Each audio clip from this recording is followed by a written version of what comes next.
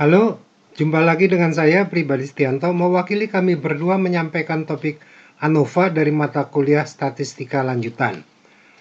Melanjutkan video sebelumnya, kali ini akan disampaikan submateri baru yaitu ANOVA dua arah dengan pengulangan atau two-way ANOVA with replication.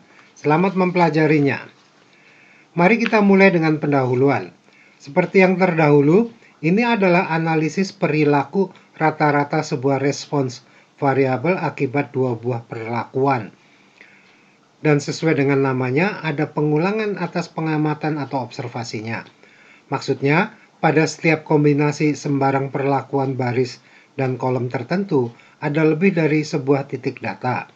Maksudnya, kalau pada two-way ANOVA without replication yang lalu, misalnya kombinasi perlakuan kolom K1 dan perlakuan baris B1 hanya berisi satu observasi ini, maka pada two-way ANOVA with replication, kombinasi perlakuan yang sama, yaitu perlakuan kolom K1 dan perlakuan baris B1, observasinya dilakukan sebanyak lebih dari sekali, yang dalam ilustrasi ini adalah 2 kali. Bisa saja perulangan observasinya 3 kali atau 4 kali dan seterusnya.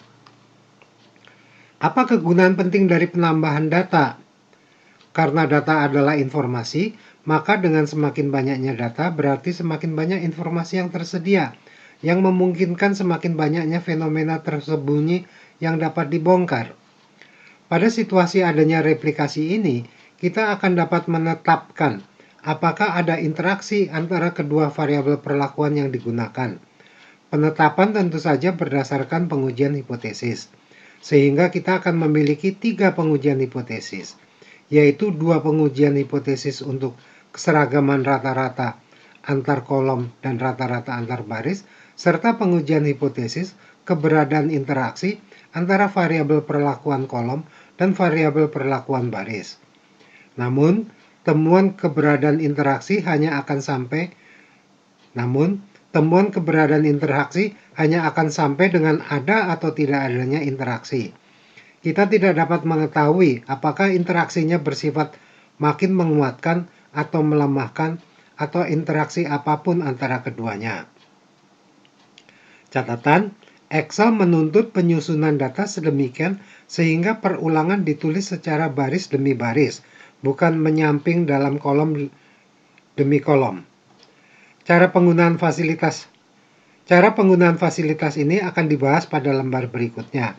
Silakan diikuti.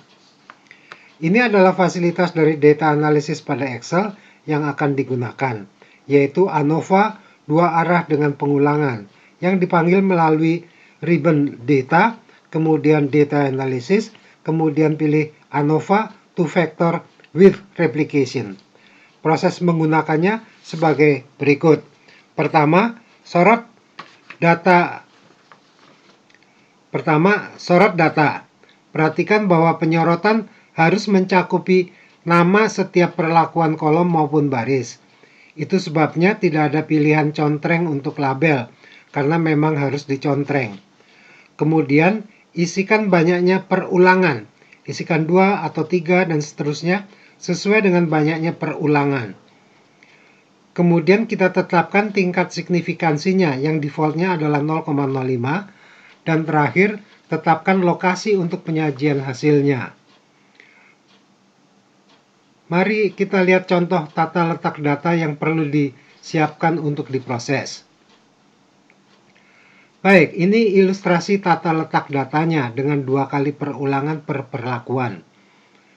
Agar dapat dilakukan penyorotan yang benar, beri identitas nama-nama perlakuan kolom, misalnya K1, K2, K3, dan K4.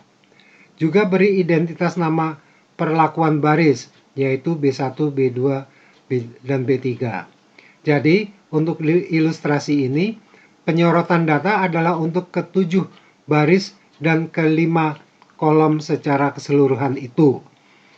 Diingatkan bahwa perulangan dituliskan dalam bentuk baris di bawahnya, sebagaimana ditunjukkan pada ilustrasi.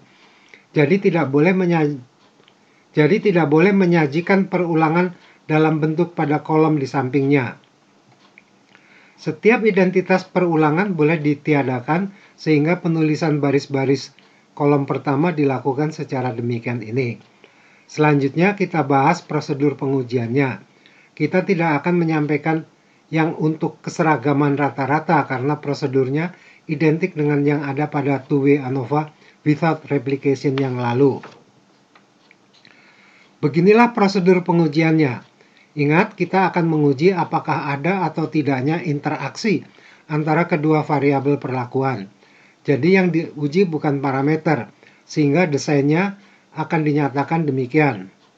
Perhatikan bahwa H0 adalah tidak ada interaksi, sehingga bila menolak H0 berarti ada bukti kalau ada interaksi antara kedua variabel.